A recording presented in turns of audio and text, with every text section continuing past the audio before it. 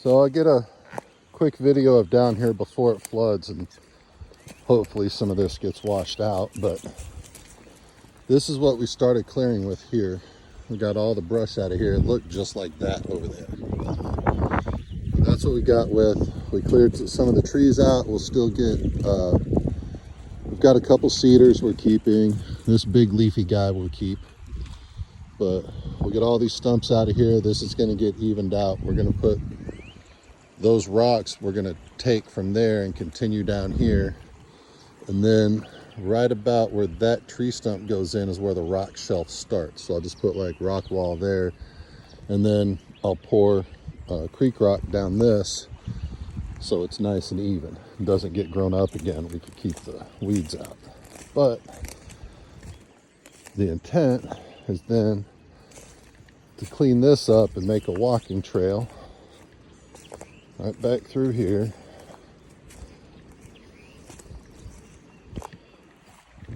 There's a big old giant hollow log that we had to cut. That's that big sucker. And then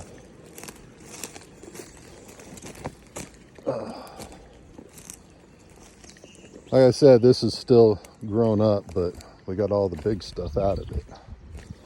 So we'll come down to this cedar tree we trimmed up, clear all this off the bank. I could do all that with shears and a rake. Clean up all of these vines. Nice little rock formation right here.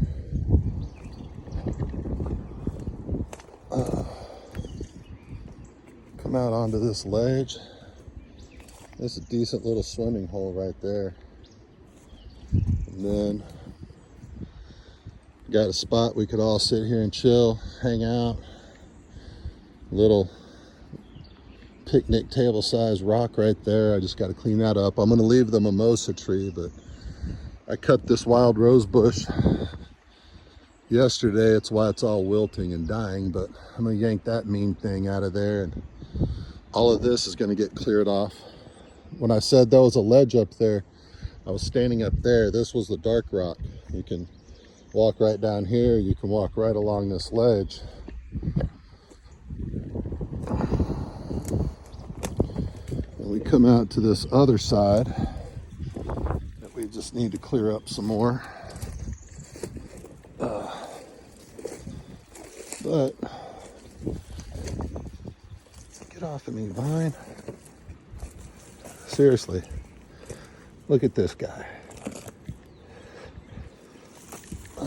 That's that wild rose bush, man. Anyway, clean those up, clean these up. I'll get all of this brush and stuff and the last of the big logs out of here. And then we'll clean this all up, probably trim those cedar trees up a ways to be able to see down. And then we come to this ledge here. This ledge is pretty awesome.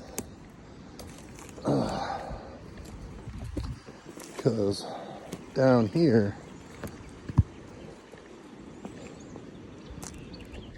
that water gets deep. Like, you can't see the bottom at all on a clear sunny day. You see where it comes to about right there and then gets dark. There's a ledge that goes down. It's a little ravine rift that follows along here. Clayton was sitting here taking a break the other day when we were trimming, and he said down here he was looking at big old bluegill swimming around in the deep parts. But yeah, I'm gonna get all of this cleaned up. This will all be cleaned off. I'll leave the redbud, of course, and I'll leave that big guy. And Dan likes he's the guy that actually owns this spot. He owns that over there too. But he likes the cedar trees, so we're leaving as many cedar trees as we can and trimming them up and making this a nice place to hang out.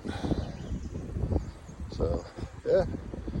But anyway, Dan, if you watch this, right there, or over there, we'll sit there and have a beer and try to catch some of these bluegill and trout out of here. Hey, Tinkerbell. You like it? Tinkerbell likes it.